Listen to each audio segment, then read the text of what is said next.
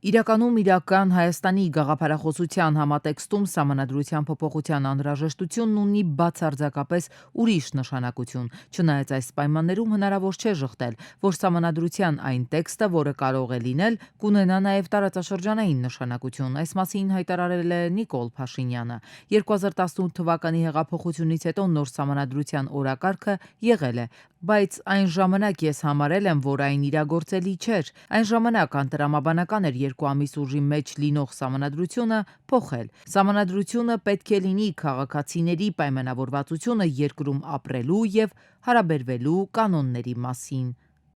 Ինքը տեքստային առումով խնդրահարույց է։ Գիտեք, տեքստային առումով ոչ մի սահմանադրություն խնդրահարույց չէ։ Խնդիրն այն է, որ քաղաքացիների պայմանավորվածությունը տեղի չի ունեցել, որովհետև սահմանադրության թե 1995 թվականի ընդունման, թե հետագա փոփոխությունների ժամանակ ըմբռնումը եղել է այն, որ իշխանությունը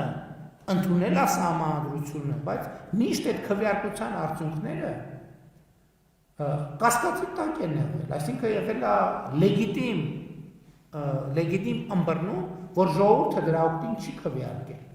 Արդյոք սա էական է։ Սա լրջորեն էական է, որովհետև եկեք պատկերացնենք մեզնից ցանկացած մեզնից երկուսի հարաբերությունը, երբ որ մենք խոսում ենք մի բան, եւ դա ավարտվում է պայմանավորվածությամբ, եւ խոսում ենք մի բան, եւ դա չի ավարտվում պայմանավորվածությամբ։ Արդյոք այս երկու իրավիճակները որոշակիորեն փոխում են մեր հարաբերությունների կերպը։ Շատ լրջորեն են փոխում։